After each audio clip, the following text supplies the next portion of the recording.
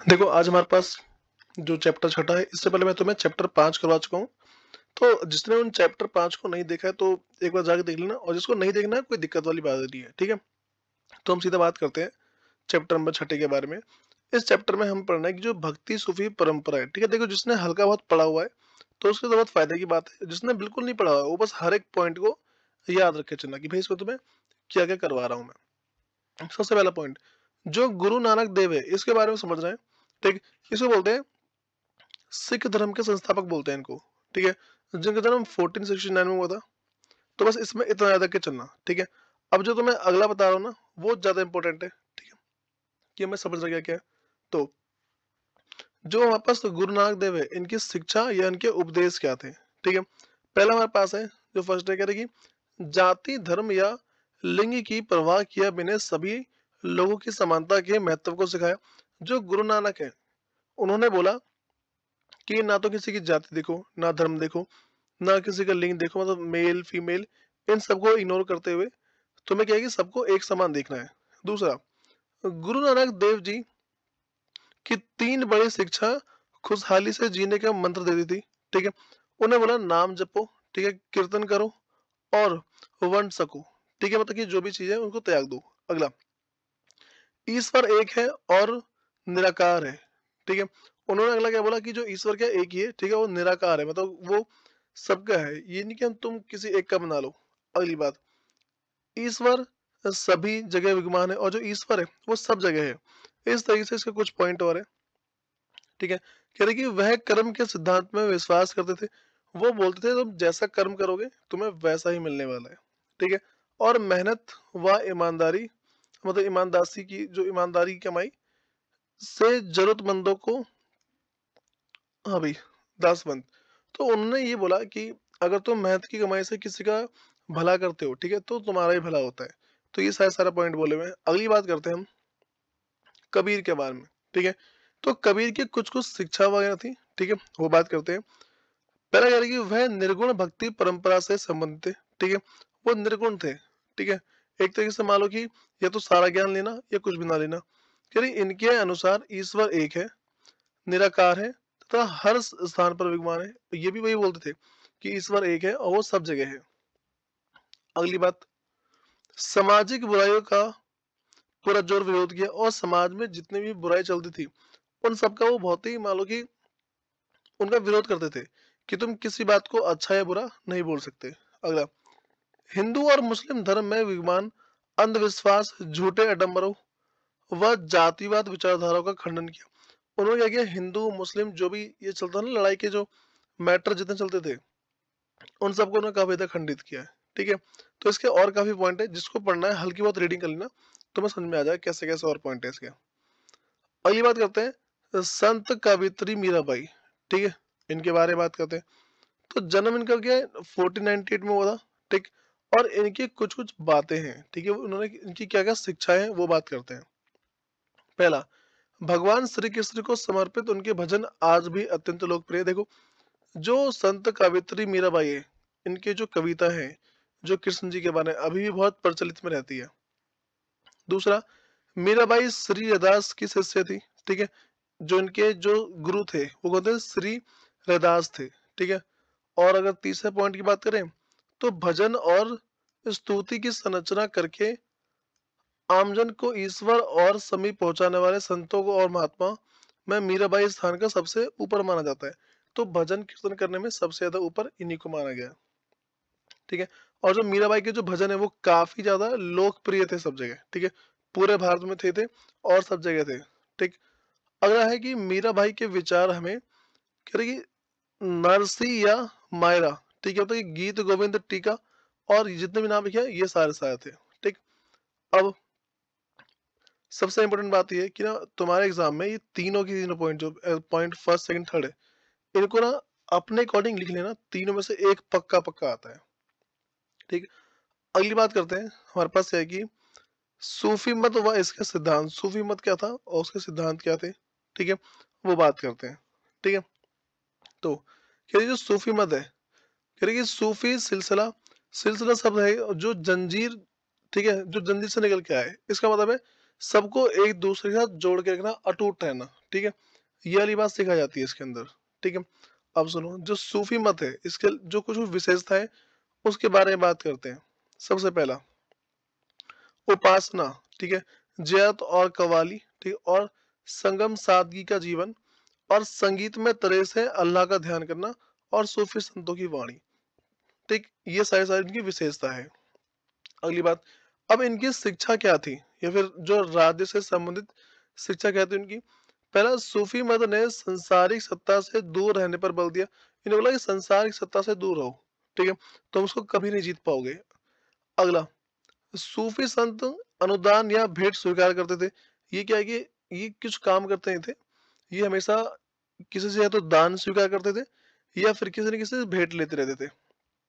अगला, सुल्तानों ने खानकाह को कर मुक्त भूमि अनुदान में दी थी और दान संबंधी न्यास स्थापित किए थे, ठीक है। अगली बात ये हो रही है, सुल्तान है, उन्होंने क्या इन्हें काफी ज्यादा एक तरीके से मान लो बहुत सारी चीज उपहार में दे दी थी, ठीक है।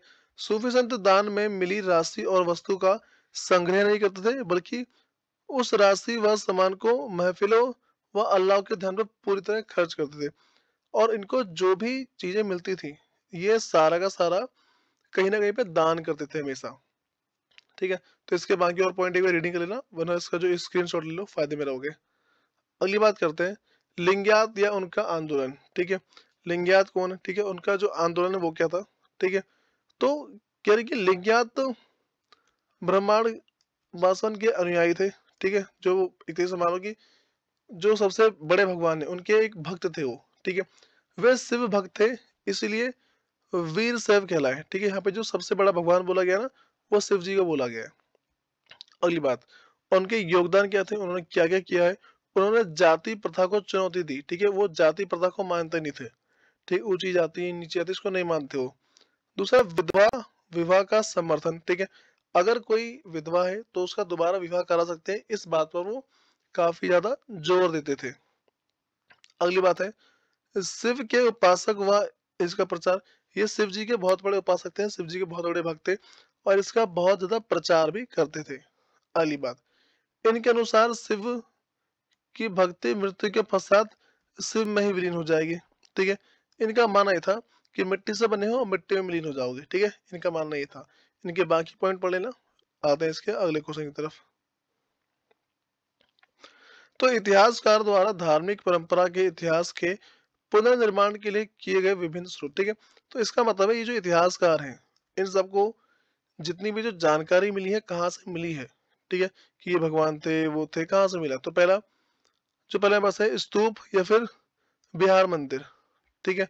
पुराण कथा जो होती है वो, और संत कवियों की जो रचना है उन समय से मिली है।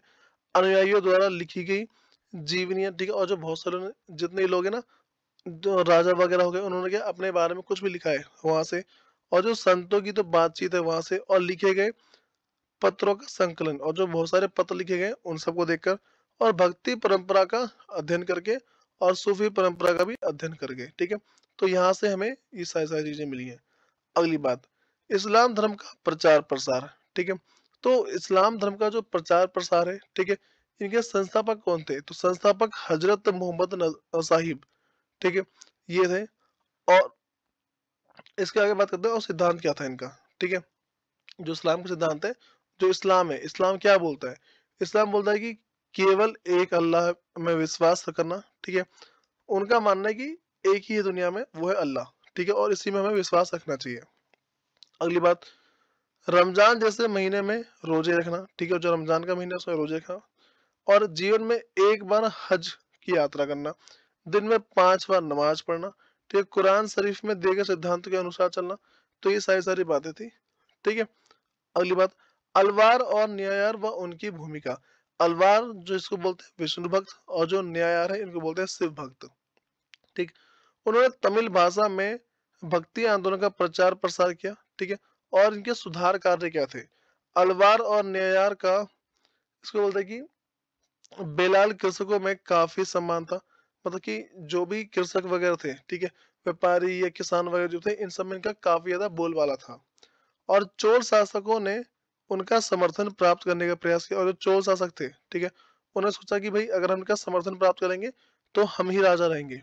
उसके बाद इनके लिए चोल शासकों ने भव्य मंदिर का निर्माण करवाया, और उन्होंने क्या किया कि शिव जी के लिए या फिर जो विष्णु भगवान के लिए इनके क्या बड़े बड़े मंदिर बनवाए, ताकि लोग उनकी तरफ आकर्षित हो जाए। चोल शासकों ने इन मंदिरों में तमिल भाषा में शिव भजनों का गायन की आरंभ किया, और जो इसमें जो पहली बार जो गीत गाया गया था वो तमिल भाषा में गाया गया था। ठीक, इसके बाकी पॉइंट पढ़ लेना, समझ में आएगा आसानी से। नेक्स्ट बात करते हैं सूफी मत व इसके सिद्धांत क्या क्या है। सूफी मत क्या बोलता है? सूफी मत का हमारे पास मतलब ये होता है कि जंजीरें बंध के रहना, ठीक है, किसी भी मतलब कभी भी एक दूसरे से टूट कर ना रहना। और इसकी जो विशेषता है ये तो मैं पहले करवा चुका हूँ मैं, ठीक है। अब सुनो, अगली बात करते हैं सूफी परंपरा और राज्य से संबंध, ठीक है। जब भी तुम्हारे एग्जाम में अगर इससे संबंधित कुछ भी क्वेश्चन आता है, इसमें सूफी परंपरा और राज्य के संबंध के बारे में कुछ भी लिखा हुआ आता है, तो तुम्हें इसी के 3 से 4 पॉइंट टिक देने हैं, तो अच्छे खास तुम्हें मार्क्स मिल जाएंगे। अगली बात, तो पहला पॉइंट की बात करते हैं। सूफी मत ने सांसारिक सत्ता से दूर रहने पर बल दिया, ने बोला संसार से दूर रहो, ठीक है। दूसरा, सूफी मत अनुदान या भेंट स्वीकार करते थे, ठीक। और सुल्तान के कान खाओकर मतलब जो जो भी उन्हें ना गिफ्ट वगैरह मिलते थे उनको स्वीकार करते थे, और जो भी उन्हें दान मिला था वो सारा सारा दान क्या इधर उधर बांट देते थे, ठीक है।